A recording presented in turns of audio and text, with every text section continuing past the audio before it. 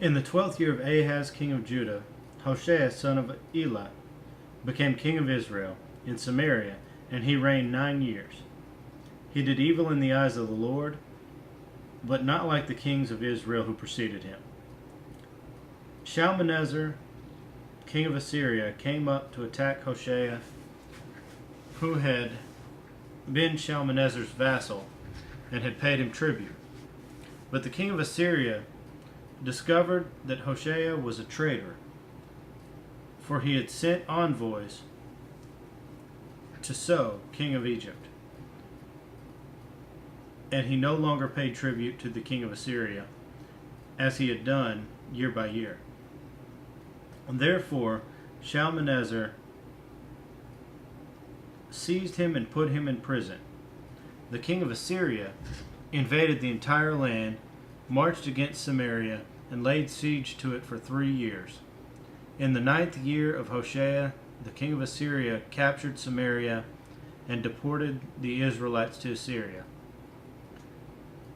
He settled them in Halah, in Gozan, on the Habor River, and in the towns of the Medes.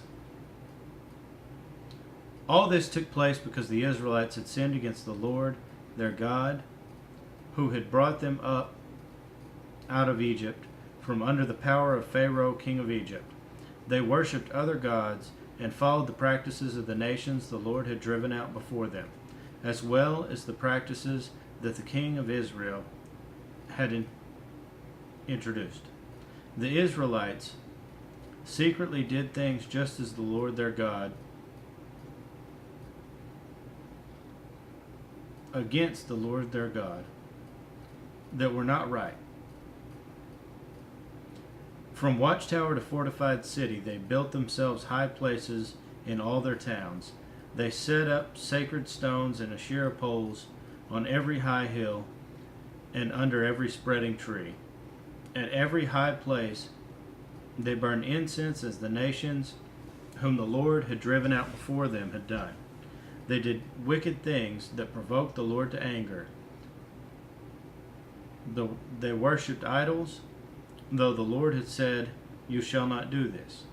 The Lord warned Israel and Judah through all his prophets and seers.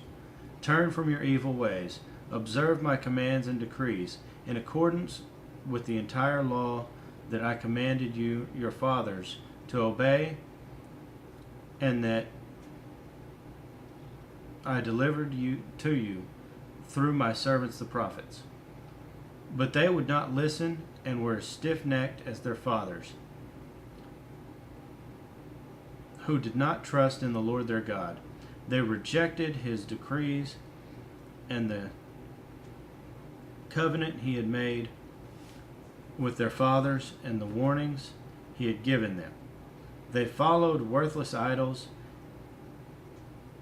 and themselves became worthless.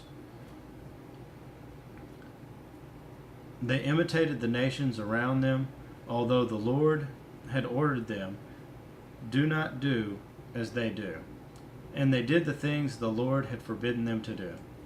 They forsook all the commands of the Lord their God and made for themselves 2 idols cast in the shape of calves and an Asherah pole. They bowed down to all the starry hosts, and they worshipped Baal. They sacrificed their sons and daughters in the fire. They practiced divination and sorcery, and sold themselves to do evil in the eyes of the Lord, provoking him to anger. So the Lord was very angry with Israel and removed them from his presence.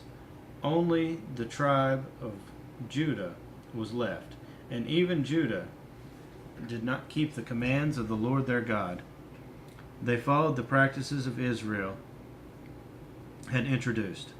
Therefore the Lord rejected all the people of Israel. He afflicted them and gave them into the hands of plunderers, until he thrust them from his presence. When he tore Israel away from the house of David, they made Jeroboam son of Nebat their king. Jeroboam enticed Israel away from following the Lord and caused them to commit great sin. The Israelites persisted in all the sins of Jeroboam and did not turn away from them until the Lord removed them from his presence, as he had warned through his servants the prophets. So the people of Israel were taken from their homeland into exile in Assyria, and they are still there. The king of Assyria brought people from Babylon, Cutha, Ava, Hamath, and Sepharvaim, and settled them in the towns of Samaria to replace the Israelites. They took over Samaria and lived in its towns. When they first lived there, they did not worship the Lord. So he sent lions among them, and they killed some of the people. It was reported to the king of Assyria, "The people you deported and resettled in the towns of Samaria do not know what the God of that country requires. He has sent lions among them, which are killing them off, because the people do not know what he requires." Then the king of Assyria gave this order: "Have one of the priests you took captive from Samaria go back to live there and teach the people what the God of the land requires." So one of the priests who had been exiled from Samaria came to live in Bethel and taught them how to worship the Lord. Nevertheless, each national group made its own gods in the several towns where they settled, and set them up in the shrines the people of Samaria had made at the high places. The men from Babylon made Succoth-Benoth. The men from Cutha made Nergal, and the men from Hamath made Ashima. The Avites made Nibhaz and Tartak, and the Sepharvites burned their children in the fire as sacrifices to Adremelech and Anamelech, the gods of Sepharvaim. They worshipped the Lord, but they also appointed all sorts of their own people to officiate for them as priests in the shrines at the high places. They worshipped the Lord, but they also served their own gods in accordance with the customs of the nations from which they had been brought. To this day they persist in their former practices. They neither worship the Lord, nor adhere to the decrees and ordinances, the laws and commands that the Lord gave the descendants of Jacob, whom he named Israel. When the Lord made a covenant with the Israelites, he commanded them, "Do not worship any other gods or bow down to them, serve them or sacrifice to them. But the Lord, who brought you up out of Egypt with mighty power and outstretched arm, is the one you must worship. To him you shall bow down, and to him offer sacrifices. You must always be careful to keep the decrees and ordinances, the laws and commands he wrote to you. Do not worship other gods. Do not forget the covenant I have made with you, and do not worship other gods.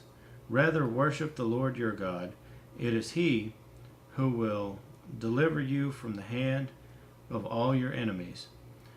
They would not listen, however, but persisted in their former practices. Even while these people were worshiping the Lord, they were serving their idols. To this day, their children and grandchildren continue to do as the fathers did.